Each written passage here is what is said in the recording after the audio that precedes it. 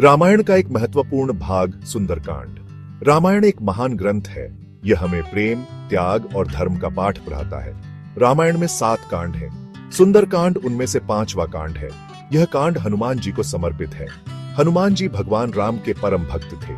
सुंदरकांड में हनुमान जी की वीरता और बुद्धि का वर्णन है। सुंदरकांड हमें बहुत कुछ सिखाता है। यह हमें बताता है कि सच्ची भक्ति क्या होती है। यह हमें साहस और धैर्य का महत्व भी बताता है। सुंदरकांड हमें कठिनाइयों का सामना डटकर करने की प्रेरणा देता है। पवन पुत्र हनुमान शक्ति और साहस के प्रतीक। हनुमान जी पवन पुत्र थे। उनके पास अद्भुत शक्ति थी। वे आकाश में उड़ सकते थे। वे अपना रूप बदल सकते थे। हनुमान जी बहुत बहादुर थे। उन्होंने लंका जाने से पहले समुद्र को पार किया। उन्होंने लंका में प्रवेश किया और सीता माता को ढूंढा। उन्होंने रावण से युद्ध किया। हनुमान जी ने अपनी बुद्धि और शक्ति से सभी बाधाओं को पार किया। सीता माता की खोज। हनुमान की अटूट भक्ति। हनुमान जी को भगवान राम से बहुत प्रेम था।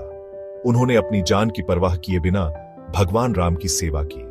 जब रावण सीता माता को लंका ले गया, तब भगवान राम बहुत दुखी हुए। हनुमान जी ने सीता माता को ढूंढने का वचन दिया। उन्होंने समुद्र पार करके लंका पहुंचे। उन्होंने अशोक वाटिका में सीता माता को ढूंढा। उन्होंने सीता माता को भगवान राम की अंगूठी दी। हनुमान जी ने सीता माता को भगवान राम का संदेश दिया। सुंदरकांड की सीख, प्रेरणा का भंडार। सुंदरकांड हमें बहुत कुछ सिखाता है।